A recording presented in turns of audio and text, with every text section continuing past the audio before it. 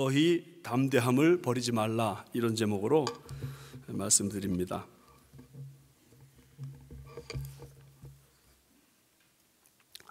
저는 자전거를 초등학교 6학년 때 처음 배웠습니다.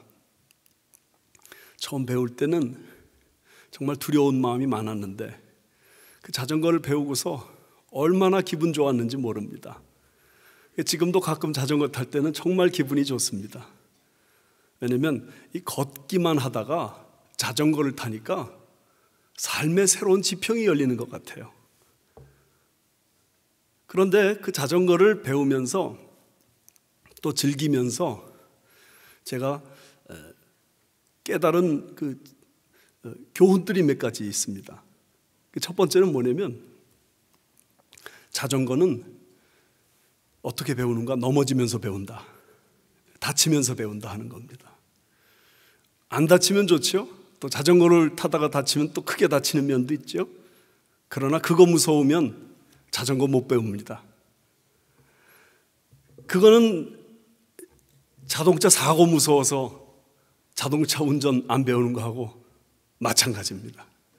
자전거는 다치면서 넘어지면서 배우는 겁니다.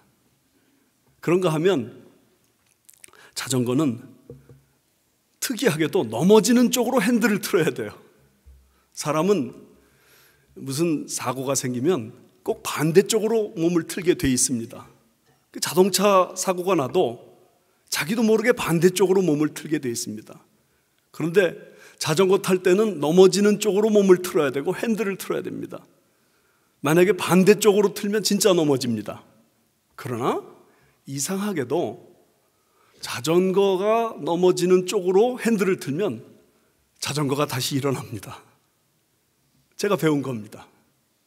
세 번째는 자전거를 타다가 멈추는 것은 넘어지는 것과 같다 하는 것입니다.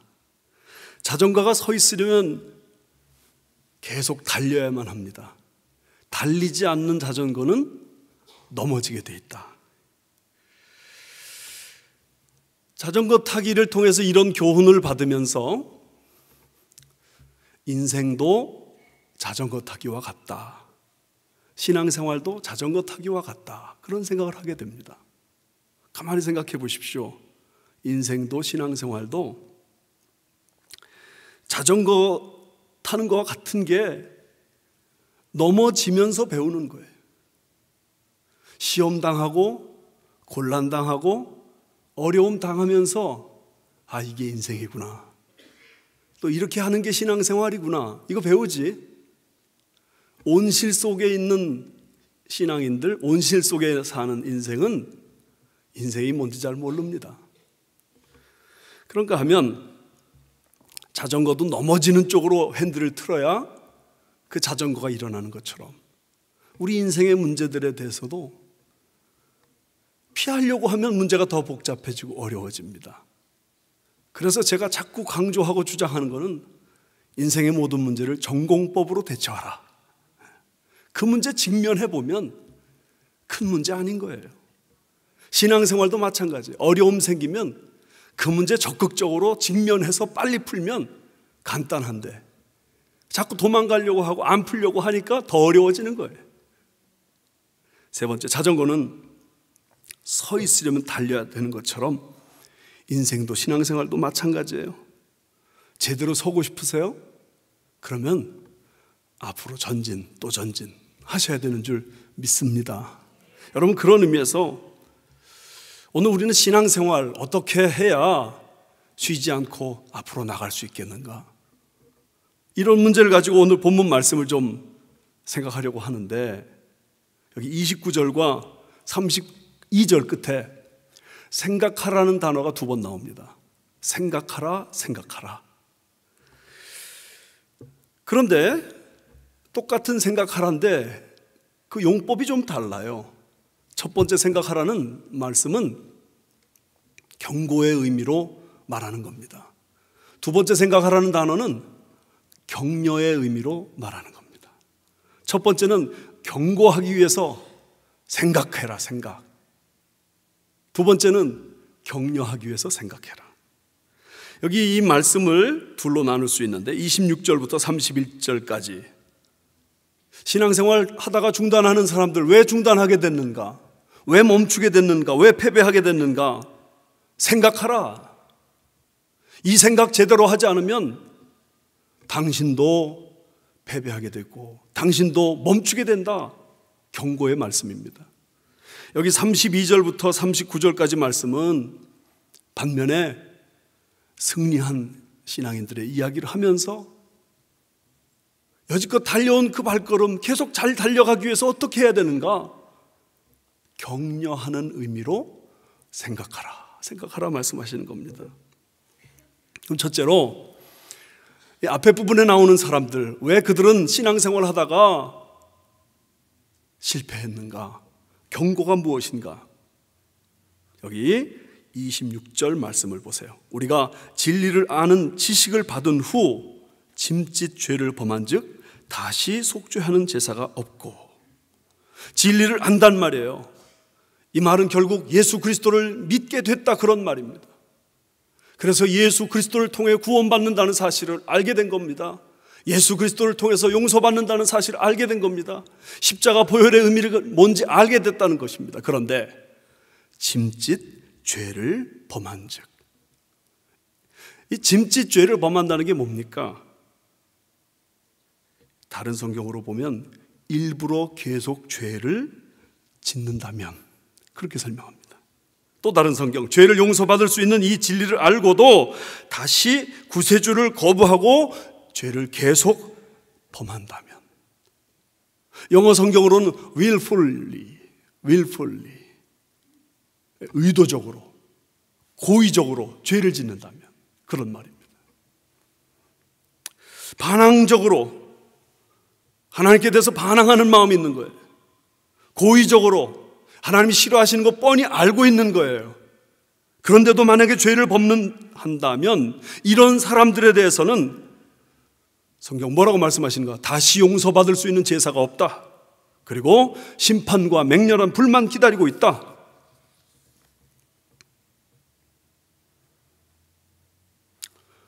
여러분, 예수 믿는 사람이라도 죄를 짓습니다. 저도 죄를 짓고 여러분도 다 마찬가지시겠죠. 누구도 죄 짓지 않고 사는 사람 없습니다. 그리고 또한 우리가 예수 믿기만 하면 누구든지 그 예수 그리스도의 십자가 안에서 그 모든 죄를 용서받습니다. 과거의 죄를 용서받고 현재 짓고 있는 죄를 용서받고 미래의 죄를 용서받습니다. 그런데 그것이 죄를 함부로 지어도 된다, 그런 말은 아닙니다. 다 용서받을 수 있어요. 용서받으실 거예요. 그런데 그렇다고 해서 의도적으로 죄를 계속 지어도 된다, 그런 말 아니라는 거예요. 교리를 조금 아는 사람들은 이 대목에 오면 이렇게 말해요. 아니, 한 번 구원받으면 구원 잃지 않는 거 아닙니까? 하나님이 우리를 꽉 붙잡고 계시는데, 하나님이 우리 죄를 용서하시고 다 용서해 주시고 십자가 보배 피로 다 죄를 제거하셨는데 우리가 구원을 잃겠습니까? 이렇게 말하는데, 하나님 편에서 보면 맞아요. 하나님이 이랬다 저랬다 하시는 분이 아니에요. 우리가 좀 중간에 잘못했어도 하나님 우리를 결코 놓치지 않았어요. 오히려 우리를 찾고 그래서 결국 찾아내시는 하나님, 우리 그거 믿습니다. 그러나 그렇다고 해서 우리가 어떻게 살든 의도적으로 죄를 짓든 말든 자동으로 우리 구원이 보장된다, 그거는 아니단 말입니다. 여러분, 만약에 우리가 어떻게 살든 구원이 보장된다면 간단하죠. 죄 짓고 뒤돌아서서 주여 용서해 주십시오, 능글맞은 표정으로 하나님 앞에 나와서 주여 한 번만 또 용서해 주십시오, 이러면 되잖아요. 근데 오늘 말씀은 지금 그 문제를 얘기하고 있는 겁니다. 아니, 이미 나를 구원하셨는데 하나님 나를 버리겠어? 그런데 성경 말씀이 이렇게 말하는 겁니다. 버릴 수도 있어. 하나님은 우리를 결코 버리지 않으신다. 만약에 그렇게 주장한다면 우리는 우리를 스스로 속이는 것이고, 그래서 이단의 주장이에요. 여러분, 제가 오래전에 크루즈를 탄 적이 있습니다. 전 크루즈 타면서 참 너무너무 놀랐어요. 수십만 톤의 배예요. 거기 수천 명이 타요. 온갖 놀이시설과 온갖 먹을 것이 다 들어있어요. 그 어마어마한 배가 그 바다 한가운데 며칠이고 떠 있을 수 있어요. 거기에 무슨 과학의 원리를 따라서 배가, 이렇게 큰 배가 그 바다에서 얼마든지 존재할 수 있다 다 배웠지만 그래도 너무너무 신기해. 그런데 그 배가 왜 떠 있는 거죠? 그 배 안에 물이 안 들어오기 때문이에요. 타이타닉 배는 그 당시에 사람이 만들 수 있는 최고의 배였습니다. 그래서 이 배는 하나님도 가라앉히지 못하는 배다 그랬습니다. 근데 그 배에 구멍이 뚫어졌어요. 그래가지고 그 구멍으로 물이 계속 들어오는 거예요. 그러니까 그 배가, 그 엄청난 배가, 사람이 지은 가장 큰 배가 그냥 물속에 빠져가지고 지금까지도 물속에 들어가 있잖아요. 배가 만약에 물 위에서 떠 있으려면 물 한가운데 있어야 되지만 배 안에는 물이 들어오지 말아야 되는 거예요.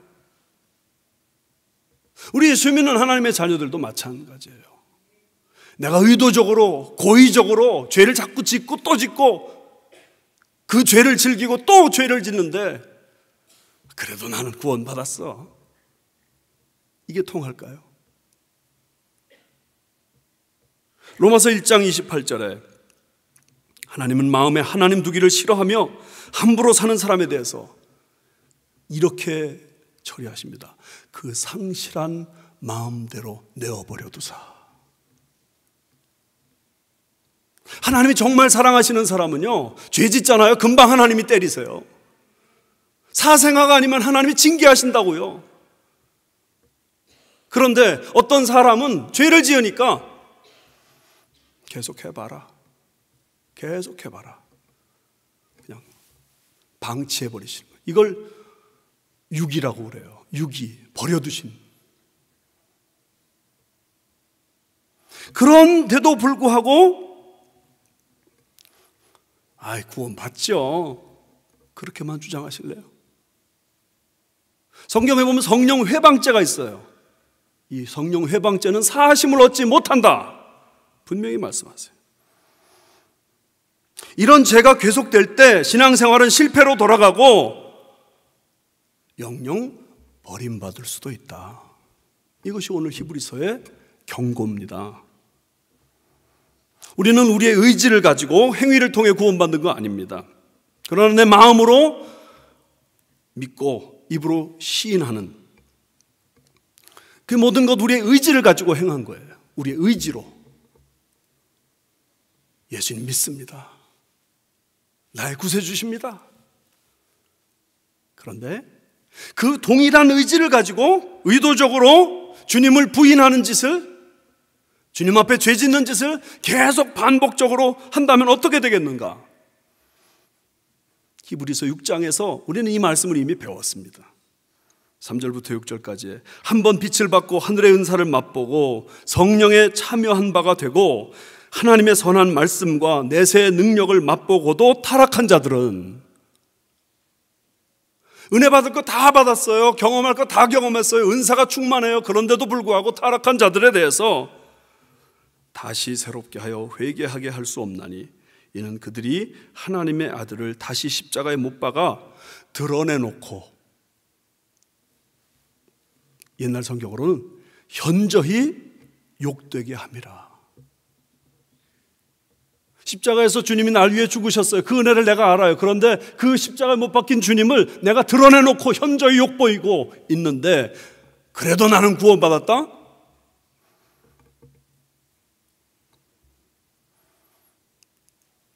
우리는 죄를 안 지을 수는 없어요. 그러나 죄 짓는 것을 가볍게 여기면 안 됩니다. 아무리 깃털 같은 죄라 하더라도 그 죄는, 죄의 삭은 사망이기 때문에. 그러므로 여러분, 아무리 가벼운 죄도 죄는 죄고 그 결과 사망을 당하게 되어 있기 때문에 우리는 그 죄로부터 구원함을 받기 위해서 예수 그리스도께서 십자가에 못 박혀 죽으신 것을 알기 때문에 그 예수 그리스도를 믿는다고 자처하면서 다시 또 그 죄를 짓는다면 예수님 십자가에 못 박고 현저히 욕을 보이는 거란 말이죠. 그렇다면 의도적으로 내가 죄를 용납하고 고의적으로 죄를 짓는다면 미안하지만 구원과 거리가 생길 수도 있습니다. 여기 29절 말씀 한번 보세요. 하물며 하나님의 아들을 짓밟고 자기를 거룩하게 한 언약의 피를 부정한 것으로 여기고 은혜의 성령을 욕되게 하는 자가 당연히 받을 형벌은 얼마나 더 무겁겠느냐 너희는 생각하라. 여기 하나님의 아들 짓밟는다는 게 뭐죠? 마태복음 5장에 맛을 잃은 소금을 사람들이 길가에 버려서 짓밟는다 그런 말이 있습니다. 그때 쓰인 단어입니다. 우리 예수님을 내가 짓밟아요. 아주 맛 잃어버린 소금처럼 막 짓밟고 돌아다녀요. 마태복음 7장에 거룩한 것을 개에게 진주를 돼지에게 주지 말라. 그 밟고 상하게 할까 염려함이라. 개가 돼지가 막 짓밟아요. 거룩한 것을 그 진주를 그때 쓰인 말이에요. 여러분 우리가 예수를 믿는다고 하면서 나는 예수님 때문에 구원받았다고 하면서 내가 함부로 죄를 짓는 것은 바로 그 예수님을 막 짓밟고 돌아다니는 거예요. 하나님의 아들을 그렇게 취급하는데 어찌 심판을 피하겠습니까? 언약의 피를 부정하게 여긴다는 건 뭐죠? 예수님의 보혈을 하찮은 것으로 여기는 행위를 말하는 거예요. 예수님이 날 위해 보배 피 흘려주신 거 알아요. 그런데 그래서 so what? 어쨌단 말인가? 그러면서 막 죄를 지어요. 은혜의 성령을 욕되게 하는 것은 성령을 회방하는 죄를 말하는 거예요. 그런데 이런 죄를 짓는 사람들을 하나님 용서하시겠는가? 이 모든 것들이 한마디로 묶으면 은혜에 대한 배신이에요. 그렇게 값비싼 은혜를 받았는데 그 은혜 받은 것을 내가 가볍게 여기고 우습게 여기고 짓밟고 배신한다. 그런 자들에게 하나님이 가만 놔두시겠는가? 여기 31절 말씀을 한번 같이 읽어볼까요? 살아계신 하나님의 손에 빠져들어가는 것이 무서울진저. 하나님이 심판하시는데 그 하나님의 손이 얼마나 무서운가 이걸 일깨워주고 있어요. 여러분 배신이라는 것은 정말 치명적인 타격을 입히는 거예요. 배신하면 안 돼요. 히틀러의 그 공포정치 시대 어떤 사람이 고문당하고 구타당하고 감옥에 수감됐습니다. 이 사람은 종신형으로 이제 소망이 없는 사람인데 그럼에도 불구하고 그 감옥에서 자기를 지키는 겁니다. 운동을 합니다. 어떻게든지 더 먹으면서 그냥 체력 단련을 하면서 내가 살아서 이 감옥을 빠져나가야지 하고 버팁니다. 그런데 어느 날부터 이 사람이 시름시름 앓다가 죽어갑니다. 그러다가 죽습니다. 왜 그랬는가? 알고 봤더니 누가 자기를 배신했는지를 안 거예요. 누가 자기를 배신했는지 알아요. 그런데 그 누가가 누구냐? 자기 아들이었어요. 자기 아들 때문에 감옥에 들어왔다는 그 사실이 너무 충격이 돼가지고 시름시름 앓다가 죽어버린 거예요. 배신이라는 게 이런 거예요. 목회하면서 저는 많은 좌절과 절망의 순간을 맞이합니다. 그 중에도 가장 저에게 고통을 주는 것은 교인과 교인이 서로 갈등하고 반목하는 거예요. 사람들이 모이는 곳에 다툼이 있을 수 있죠. 잠시 의견이 맞지 않아서 서로 등을 돌릴 수 있죠. 그러나 계속 분노를 품고 그 문제를 풀지 않는 쪽으로 계속 밀고 나간다면 의도적으로 죄를 짓는 것과 뭐가 다릅니까? 계속 다툼 쪽으로 계속 고집 부리면서 가고 있다면 짐짓 죄를 짓는 것과 뭐가 다르냐 말이죠. 우리는 누구도 본성으로는 용서할 수 없습니다. 남을 어떻게 용서하겠어요? 본성으로는 용서 못해요. 그러나 예수를 믿으면 예수 믿는 자아가 우리 속에 들어와서, 예수님의 자아가 우리 속에 들어와서 억울함을 풀고 용서하고 사랑하고, 그래서 공동체를 살리는 것이 우리 하나님의 자녀들의 삶의 모습 아니겠습니까? 그런데 자꾸만 싸움을 조장하고 뒷말로 계속 돌려서 안 싸우는 사람까지도 싸우게 만들고, 그렇게 의도적으로 죄를 짓는 행위에 대해서 주님이 어떻게 심판하지 않으시겠느냐 말이죠. 초대교회 성도들이 두 가지 말을 아주 중요하게 생각하고 자꾸 되뇌었답니다. 첫 번째 말은 아멘 주 예수여 어서 오시옵소서 마라나타. 이게 초대교회 성도들이 그렇게 중요하게 생각한 말입니다. 두 번째 말은 여기 오늘 30절에 나옵니다. 원수 갚는 것이 내게 있으니 내가 갚으리라. 이 말을 중요하게 여겼다는 말은 초대교회도 싸움이 많았다 그런 뜻입니다. 그런데 초대교회 성도들과 우리가 다른 건 뭐냐면 싸움이 일어나는 그 순간마다 갈등하고 힘들어하고 원수되고 막 그러다가도 이 말씀을 생각하는 겁니다. 원수 갚는 것이 하나님께 있지. 그러니까 나는 용서하자. 원수는 하나님이 갚으시니까. 부부관계에도 싸움이 있을 수 있죠. 어떻게 안 싸우고 살겠어요? 저는 어느 때는 날마다 싸워요. 그런데 그 싸운 그 마음을 풀지 않는 게 문제입니다. 그것을 지금 짐짓이라고 설명하는 겁니다. 그것을 고의적이라고 설명하는 겁니다. 안 풀고 자꾸만 어렵게 만들어, 자꾸만 힘들게 만들어. 우리는 정말 믿는 게 뭐냐? 주님이 갚아주신다. 주님이 갚아주신다. 내가 억울하죠. 내가 손해보니까 억울하죠. 그리고 상대방이 분명히 잘못했어요. 그런데 신앙이 뭡니까? 용서할 수 없는 자 용서하고, 사랑할 수 없는 자 사랑하는 게 신앙 아닙니까? 신앙생활하면서 상처를 받아 교회 떠나는 사람들이 많습니다. 이민사회에 가서 한번 전도하려고 하면 대개 이 문제에 다 걸려 있어요. 교회 다니는 사람들 다 똑같더라고. 그렇게 싸우고 그렇게 왼수되고 그 상처 하도 받아가지고 나 교회 안 나간다고. 전 그럴 때 아주 대답할 말이 많아요. 제가 무슨 말을 하냐면 이렇게 말해요. 교회는요 사람 보고 다니는 데가 아니라 예수님 보고 다니는 거예요. 교회는요 죄인들의 집합소예요. 그러니까 뭐 싸우죠 당연히. 뿐만 아니에요. 교회 다니는 사람 완전하지 않고 성장해가는 과정에 있는 사람이니까 이해하셔야죠. 그러면서도 한편 마음이 무너져 내려요. 좀 믿음 있는 사람들이 더 문제야.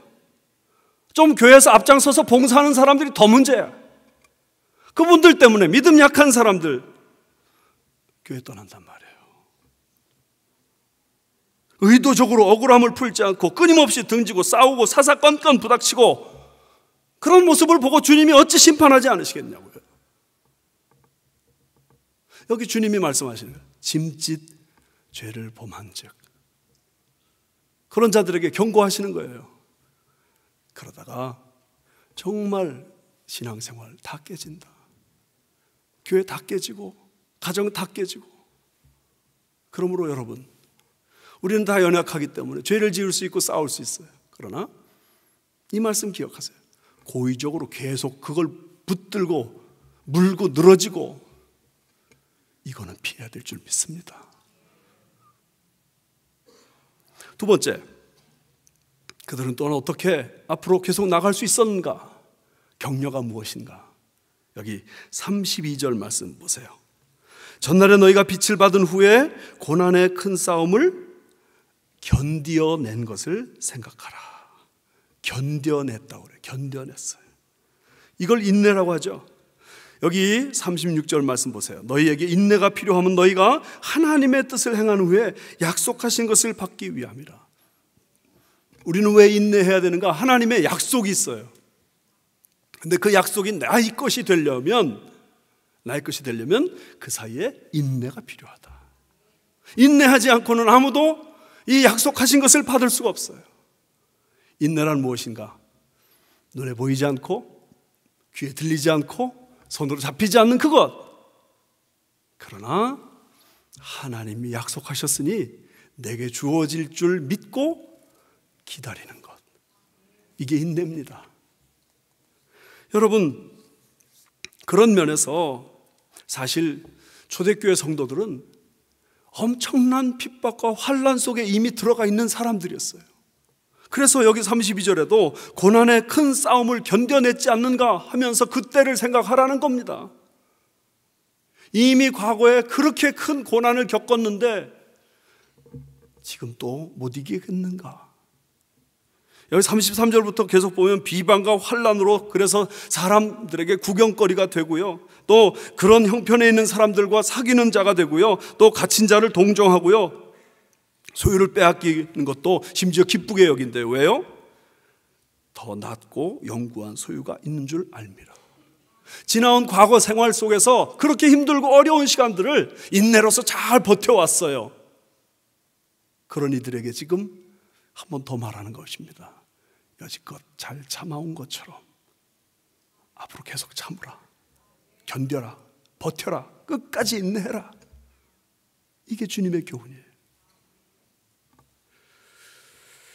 벤자민 프랭클린이라는 사람은 인내를 지닐 수 있는 사람은 그가 바라는 것은 무엇이든지 손에 넣을 수 있다고 그랬어요. 인내만 할 수 있다면. 그 인내를 여기 35절 말씀에는 담대함으로 설명합니다. 보세요. 그러므로 너희 담대함을 버리지 말라. 이 컨피던스, 확신, 이거 버리지 말라. 왜 인내할 수 있냐? 확신이 있으니까 인내할 수 있는 거예요. 그런데 그렇게 확신 있게 인내하는 그 사람에게 주님은 이것이 큰 상을 얻게 하느니라. 상급이 주어질 것이다. 그러므로 인내하라.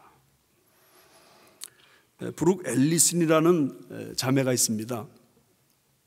이 자매는 8학년 때 교통사고를 당해가지고 온몸의 뼈가 다 으스러진 사람이에요. 그래서 손가락 하나 까딱할 수 없는 그런 사람이에요. 그런데 이 사람이 그 의사 표현을 할 수 있는 방법은 그저 말 조금 하는 거 하고, 그 다음에 움직일 수 있는 방법은 입천장에 붙은 키패드에 혀로 눌러가지고, 그래서 휠체어를 조금씩 이렇게 움직이는 정도. 기가 막힌 형편이죠. 그런데 이 사람이 12년 전에 하버드 대학교에서 아주 우수한 성적으로 전체 A- 성적, 굉장한 거예요. 졸업하면서 그 학교에서 연설을 했어요. 졸업 연설을. 대단한 겁니다. 어떻게 그렇게 공부할 수 있었는가? 그 어머니가 같이 학교에 등교했어요. 엄마가 책장을 넘겨줬어요. 질문이 있으면 어머니가 손을 대신 들어줬어요. 그래서 그렇게 해서 학교를 졸업했는데, 이 사람이 지금 뭐 하고 있는가 제가 좀 찾아봤어요. 그랬더니 지금 얼마 전에 주 상원의원에 도전했다가 실패하고 이제 박사과정 공부하느라고 지금 아주 피치를 올리고 있다. 그래요. 이 사람에게 어떤 기자가 찾아가서 물었어요. 어떻게 당신은 손가락 하나도 마음대로 움직일 수 없는데 어떻게 견뎌내셔요? 대답이 걸작이에요. 이렇게 말해요. 내 인생은 이런 것이다 하고 받아들이니까 되더라. 내 인생은 이런 것이다. 남과 비교하면 내 인생은 너무 기가 막힌 인생이요, 절망과 좌절밖에 할 게 없지만, 그러나 내 인생은 원래 이런 것이다 하니까 받아들여지더래요. 여러분, 그런 의미에서 남과 비교하지 마세요. 내 인생은 원래 이런 것이다. 고통이 막 주어질 때 내 인생은 원래 이런 것이야. 그럼 견딜만 하다는 거예요.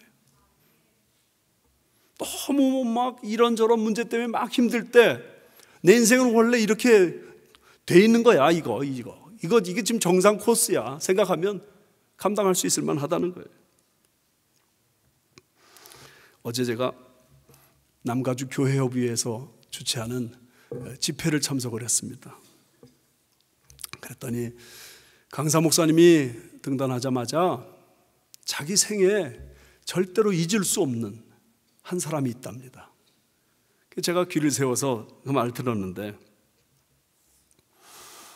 그 사람은 어떤 사람이냐? 원래 알코올 중독자래요. 그리고 자기 가정을 다 파탄내고 다른 사람의 가정까지 다 파탄낸 사람이래요. 그런데 이 목사님 만나서 예수님을 믿게 됐어요. 예수님을 믿고 난 다음에 이 사람이 모든 게 다 바꿔버렸어요. 그래서 선교사로 헌신을 해서 선교 훈련을 받게 됐답니다.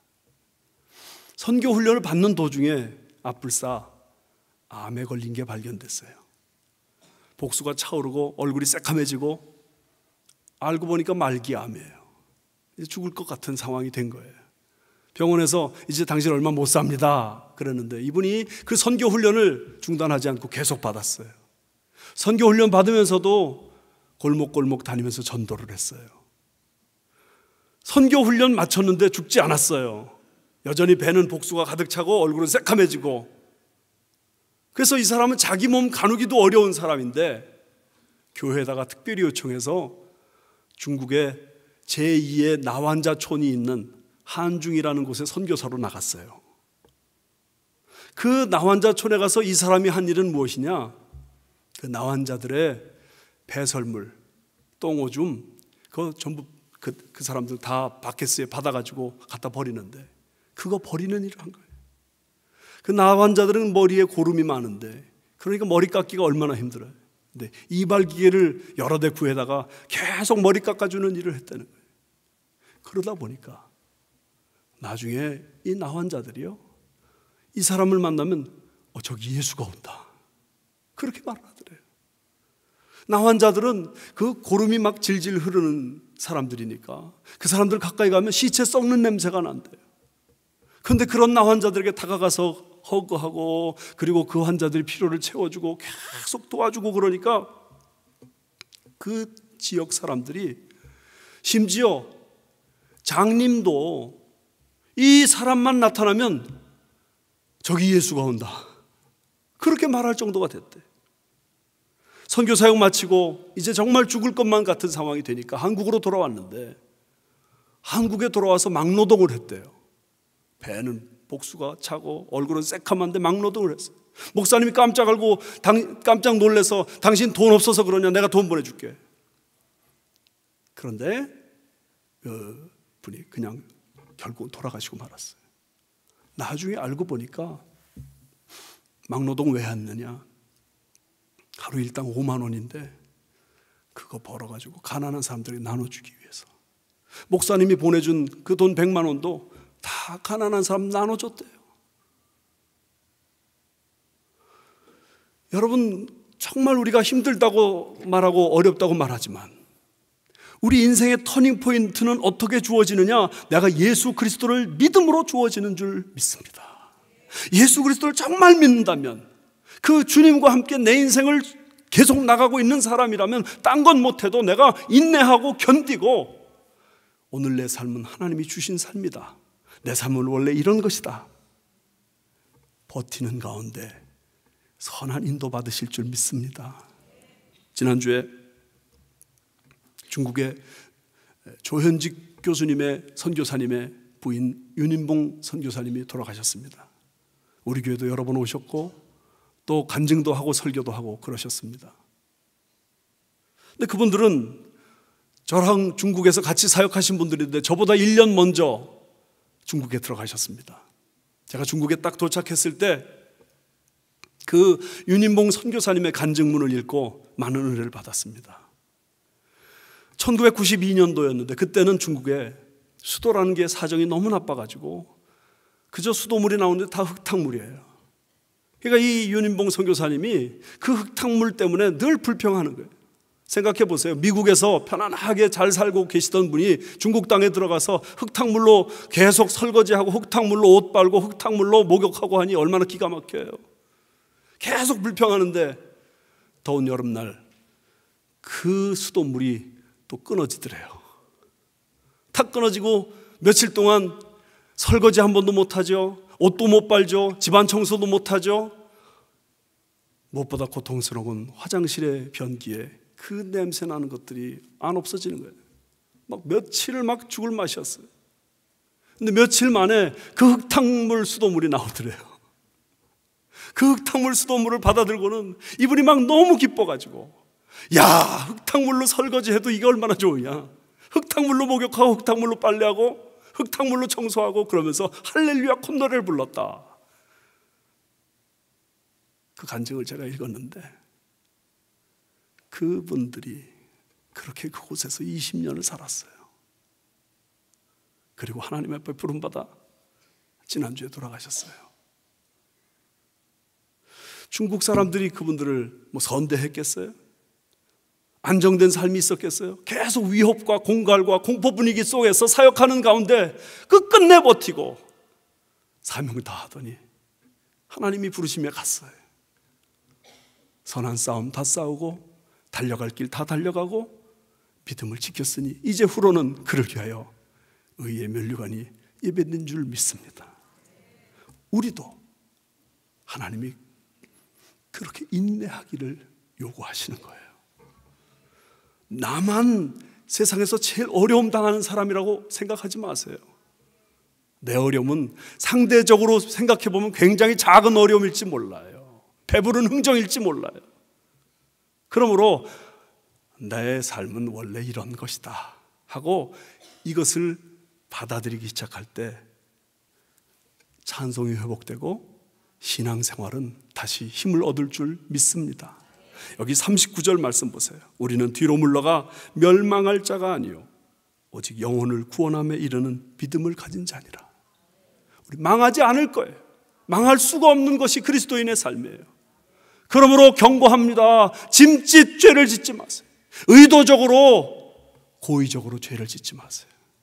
죄라고 생각되면 빨리 내려놓고 회개하고 주님의 길을 따라가세요. 뿐만 아니라 어려운 시간에 인내하세요. 그 담대함으로 하루하루 나아갈 때 주께서 우리에게 큰 상으로 함께해 주실 줄 믿습니다. 이 은혜가 저와 여러분에게 넘치시기를 주님의 이름으로 축원합니다.